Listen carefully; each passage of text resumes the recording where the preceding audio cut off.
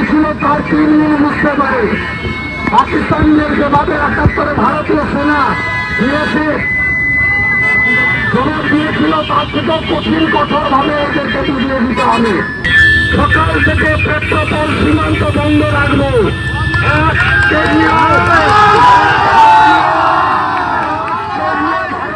কিছু পাঠাতে দেব না। এই লম্পটদের শিকড় সোজা করতে হয়, আমরা দেখে নেব। ইউনুসের গালে গালে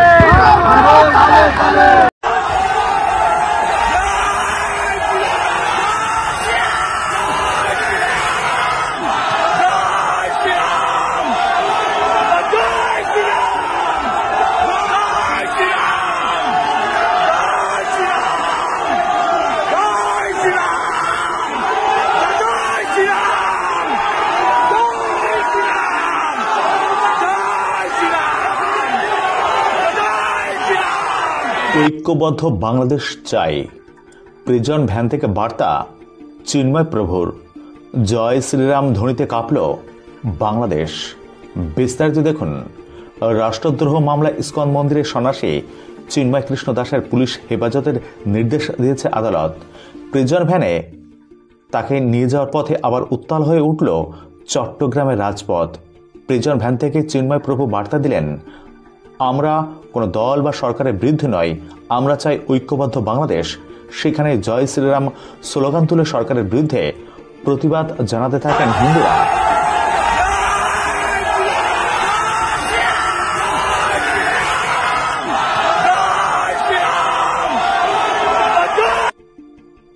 উল্লেখ্য, গতকাল বিকেলে চিন্ময় প্রভু ওরফে চিন্ময় কৃষ্ণ দাস ব্রহ্মচারীকে ঢাকার বিমানবন্দর এলাকা থেকে গ্রেপ্তার করেছিল ঢাকা মহানগর গোয়েন্দা পুলিশ এবং মঙ্গলবার চট্টগ্রামের আদালতে তোলা হয় তাকে। শুনানি শেষে জামিন খারিজ হয় এই হিন্দু সন্ন্যাসীর। চিন্ময়কে আদালতে পেশের আগে থেকেই ভিড় জমতে শুরু করেছিল আদালত চত্বরে। জামিন খারিজ হতে গোটা এলাকা রণক্ষেত্রের চেহারা নেয়। প্রিজন ভ্যানে আটকে চলতে থাকে বিক্ষোভ। হিন্দুদের বিক্ষোভ থামাতে লাঠিচার্জের পাশাপাশি সাউন্ড গ্রেনেড ছোড়ে পুলিশ। উত্তাল এই পরিস্থিতিতে একজনের মৃত্যু হয়েছে বলে খবর এবং আহত হয়েছেন প্রায় ৭০ জন। আদালত থেকে নিয়ে যাওয়ার সময় প্রিজন ভ্যান থেকে চিন্ময় কৃষ্ণ দাস বলেন, আমাদের দাবিকে সমর্থনের জন্য ইসলামিক দলগুলির পাশাপাশি সকলের কাছে আমরা আবেদন জানাচ্ছি। আমরা সব গোষ্ঠীর জন্য শান্তিপূর্ণ সহাবস্থান চাই। এই দেশকে আমরা ভালোবাসি, বাংলাদেশকে ভালোবাসি। আমরা চাই ঐক্যবদ্ধ বাংলাদেশ। এদিকে বাংলাদেশে নিপীড়িত হিন্দুদের বুক চিন্ময় কৃষ্ণ প্রভুর গ্রেপ্তারির প্রতিবাদে গতকালই ইউনূস সরকারকে কড়া প্রতিক্রিয়া দিয়েছে ভারত সরকার। আপনারা যেভাবে পথে নেমেছেন, সনাতনী জাগরণ চোখের সামনে দেখতে পাচ্ছি। মাত্র কয়েক ঘন্টার নোটিশ বিকেলবেলা আমরা বলেছিলাম, আপনারা এত হাজার হাজার মানুষ, সর্বত্র মানুষের পুষ্পবৃষ্টি হচ্ছে। এই জাগরণ সর্বত্র ঘটাতে হবে। আমরা আক্রান্ত, হিন্দুরা আক্রান্ত। বাংলাদেশের হিন্দুদের শেষ করে দিচ্ছে দেশ হচ্ছে চিন্ময় কৃষ্ণ প্রভুকে গ্রেপ্তার করা হয়েছে বেআইনিভাবে। আক্রমণ হয়েছে, শারীরিক আক্রমণ। বাংলাদেশের আর্মি, পুলিশ, বিজিবি এবং জামাতের লোকেরা, আমরা হিন্দুরা বসে থাকতে পারি না। এটা অন্য দেশের বিষয় নয়, এটা হিন্দুদের বিষয়।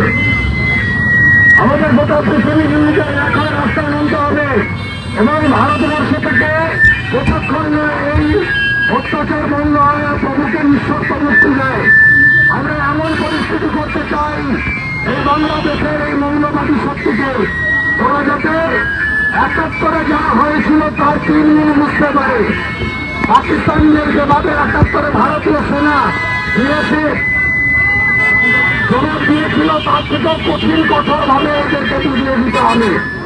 আমরা সরকার করে আমি আপনাদের মাধ্যমে গোটা পশ্চিমবঙ্গের হিন্দুদের কাছে বা আমাদের ফেসবুক লাইভে পৃথিবীর যে হিন্দু বাঙালিরা দেখতে পাচ্ছেন বা অন্যরা দেখছেন, সনাতনীরা, তাদের বলবো আগামীকাল রাস্তায় নামুন।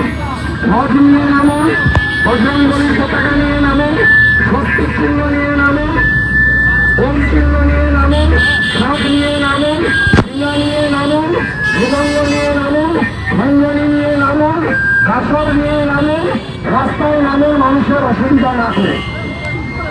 আগামীকাল বিকাল 3টার সময় বাংলাদেশ ডেপুটি হাইকমিশন অভিযান ভারতীয় জনতা পার্টির সব এমএলএরা থাকবেন। আপামর জনগণকে ভোট দিয়ে আসার জন্য অনুরোধ করছি। আগামী পরশুদিন হিন্দু জাগরণ মঞ্চ বেলা 2টার সময় শিয়ালদা স্টেশন থেকে বাংলাদেশ ডেপুটি হাইকমিশনের মিছিল লিখেছে। অন্তত 1 লক্ষ হিন্দু যেন শিয়ালদা স্টেশন থেকে এই মিছিলে সামিল হয় এই আবেদন করব। এবার পরবর্তী কর্মসূচির ঘোষণা আগামীকাল করব। আর সোমবার দিন সকাল থেকে পেট্রোপল সীমান্ত বন্ধ রাখবো।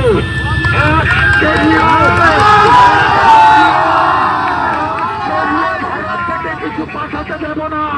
এই লম্পটদের শিকড় সোজা করতে হয়, আমরা দেখে নেব। ইউনুসের গালে গালে,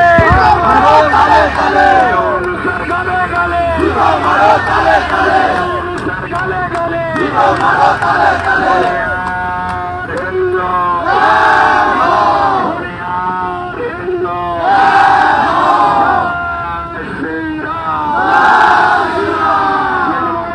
মুক্তি চাই, মুক্তি চাই, মুক্তি চাই, মুক্তি চাই।